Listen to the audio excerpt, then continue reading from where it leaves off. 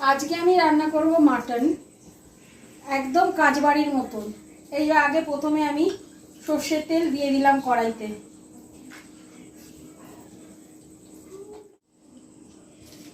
দিয়ে দিলাম দুটো তেজপাতা, আর দেব কয়েকটা দারচিনি আর একটা শুকনো লঙ্কা ফোড়নে। এবার তেলটা গরম হয়ে গেছে, ওগুলো দেওয়ার পরে দিয়ে দিলাম পেঁয়াজ।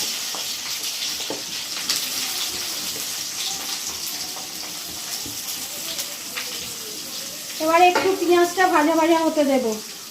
কিলো মাটনের জন্য আমি নিয়েছি একটা ছোট পেঁয়াজ কুচনো, আর 50 গ্রাম রসুন, আর 25 গ্রাম আদা। এটাকে আমি এখন বেটে নেব। এই যে পেঁয়াজটা সামান্য করে ভাজা ভাজা হয়েছে, ওর মধ্যে আমি ধুয়ে রাখা মাটনটা দিয়ে দিলাম।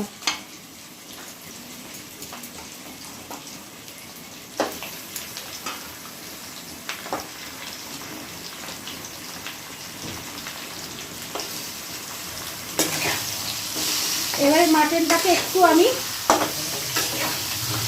তেলেতে একটু নেড়ে নেব।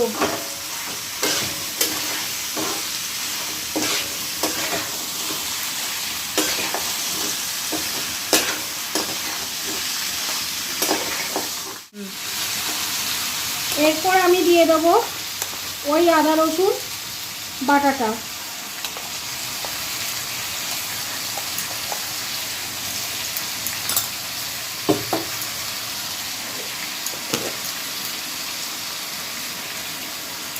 হলুদ গুঁড়ো,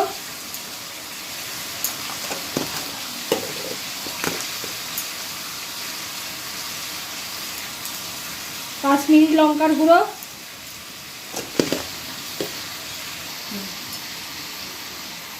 আর দেব স্বাদ অনুযায়ী নুন। রংটা সুন্দর হওয়ার জন্য দেব একটু চিনি।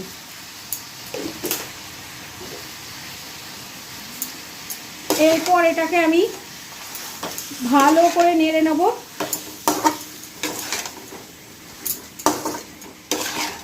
হাই ফ্লেমে এটাকে নাড়তে থাকবো।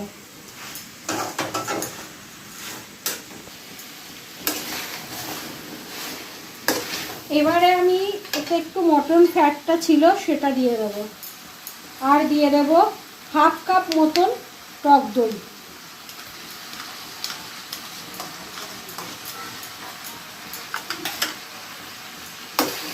এটা দিয়েও আবার ভালো করে কষতে থাকবো যতক্ষণ না ভালো করে তেল ছেড়ে যায় আর মাটনের কালারটা একদম লালচে হয়ে আসে। তারপরে তখন সেটাকে জল ঢেলে সেদ্ধ করতে দেবো। এই যে মশলাটা কষে এইরকম হয়ে আসবে, একবারে মাংসর গা থেকে তেল ছেড়ে যাবে। এরপরে এটাকে আমি প্রেসার কুকারে দিয়ে দেবো। প্রেসার কুকারে গরম জল করে নিয়েছি। এই যে মাংসটা আমি নামিয়ে দিলাম। পরিমাণ মতন জল নিয়ে নিয়েছি।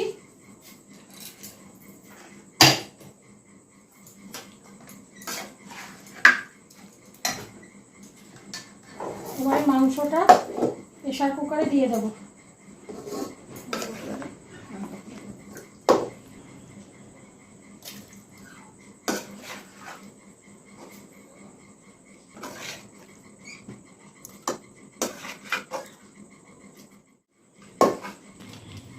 এবারে আমি দিয়ে দেবো সানরাইজ সাই গরম মশলা, যেটা রান্নায় দিলে খুব টেস্টি হয়। দিয়ে এটাকে একটু নেড়ে ছেড়ে দেব। এই সময় আপনারা একটু নুনটা ঠিক মতন হয়েছে নাকি দেখে নেবেন। আমার নুন একদম ঠিকঠাক আছে। এভাবে 2 থেকে 3টে সিটি মারলেই তৈরি হয়ে যাবে অনুষ্ঠান বাড়ির মতন মাটন কষা। এই যে পাঁঠার মাংস রেডি।